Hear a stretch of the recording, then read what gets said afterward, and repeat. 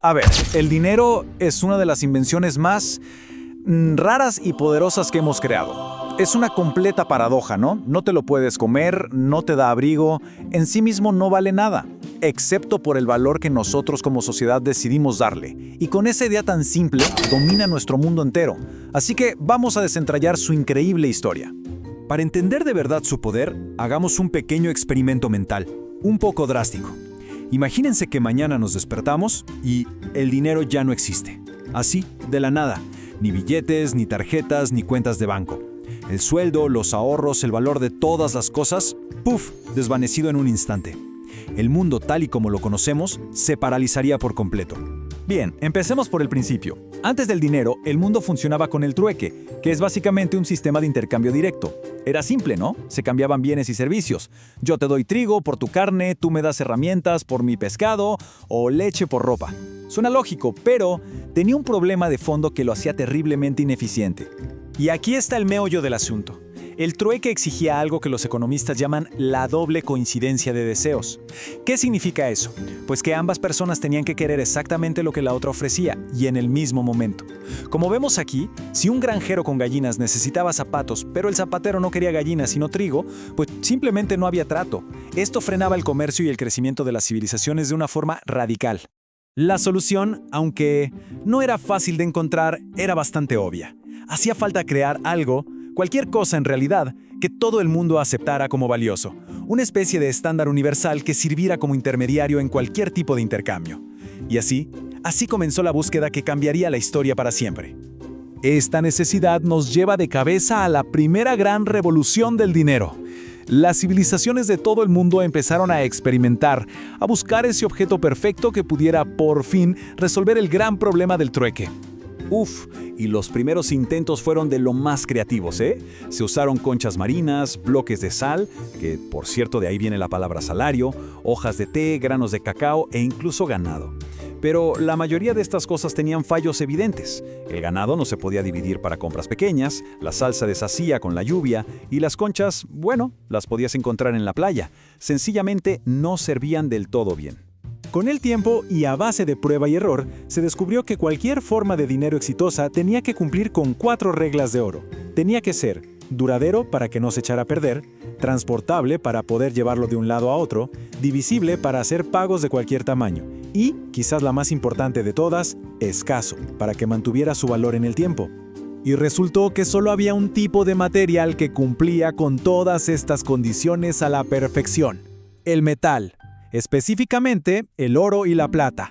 Eran duraderos, fáciles de transportar, se podían dividir en piezas más pequeñas y, sobre todo, eran escasos por naturaleza. Listo, se habían convertido en el dinero ideal. Pero, a ver, cargar con sacos de oro y plata por ahí seguía siendo pesado y bastante riesgoso. Esta simple incomodidad fue lo que impulsó la siguiente gran evolución, la abstracción del valor y el nacimiento de la confianza como el verdadero motor de la economía. Esta línea de tiempo lo resume bastante bien. Hace unos 2600 años aparecieron las primeras monedas oficiales, con un peso y un valor garantizados por un gobierno. Más de 1000 años después, en China se inventaron los primeros billetes, pero el cambio más radical, el que define nuestro sistema de hoy, no llegaría sino hasta 1971. Lo que es fascinante aquí es entender que los primeros billetes no eran dinero como tal, eran en realidad certificados, eran promesas. Un comerciante depositaba su oro en una bóveda segura y a cambio recibía un papel que era básicamente un recibo. La gente empezó a intercambiar estos papeles en lugar del metal pesado, confiando en que representaban oro real. Y así, de esa confianza, nacieron los bancos. Y esto nos trae a la era moderna. El paso del metal al papel se basó en la confianza, pero el siguiente paso rompió por completo el lazo con cualquier cosa física. El dinero estaba a punto de volverse algo totalmente intangible. En el año 1971, Estados Unidos abandonó el patrón oro. Desde ese preciso momento, el dólar y con él la mayoría de las monedas del mundo dejaron de poder cambiarse por una cantidad fija de oro. Su valor pasó a depender únicamente de la confianza en el gobierno que lo emitía. Había nacido el dinero fiat, que es el sistema que usamos hoy. Ahora, ojo con este gráfico porque es realmente sorprendente. Aunque pensemos en billetes y monedas, la realidad es que hoy, más del 90% de todo el dinero del mundo no existe físicamente. Son solo números, simples dígitos en las pantallas de las computadoras de los bancos. Así es, el dinero se volvió invisible. Son transferencias electrónicas, pagos con tarjeta, aplicaciones en el celular. El valor se mueve como si fuera información, como datos que viajan por el mundo en una fracción de segundo. Pero claro, esta dependencia total de los bancos y los gobiernos generó una nueva pregunta. ¿Y qué pasa si la confianza en ese sistema se rompe? Una crisis global pondría a prueba todo el modelo y, sin saberlo, abriría la puerta a la siguiente gran revolución. Y esa prueba de fuego llegó en 2008. En medio de una de las peores crisis financieras de la historia, justo cuando la confianza en los bancos estaba por los suelos, apareció anónimamente en Internet un concepto totalmente radical: Bitcoin. La idea era revolucionaria. Una moneda puramente digital que no necesitaba ni de bancos ni de gobiernos para funcionar. Por primera vez en la historia se proponía un sistema de dinero que podía existir y moverse sin una autoridad central.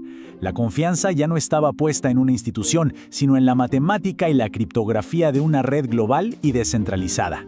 Entonces, si lo vemos en perspectiva, toda la historia del dinero ha sido una evolución de la tecnología, sí, pero sobre todo, ha sido una evolución de la confianza. Pasamos de confiar en el valor de un bien, a confiar en el metal, luego en la promesa de un banco escrita en un papel, y hoy en los sistemas digitales de esos mismos bancos y gobiernos. La gran pregunta que nos deja esta evolución es, ¿y ahora qué sigue?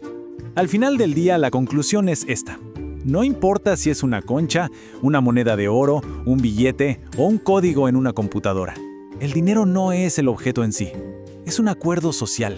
Es, simplemente, la confianza compartida de que algo tiene valor. Lo que nos deja con una pregunta final para reflexionar.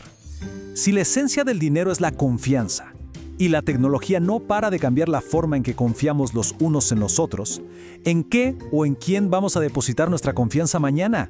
Porque la historia del dinero, está claro, todavía no ha terminado de escribirse.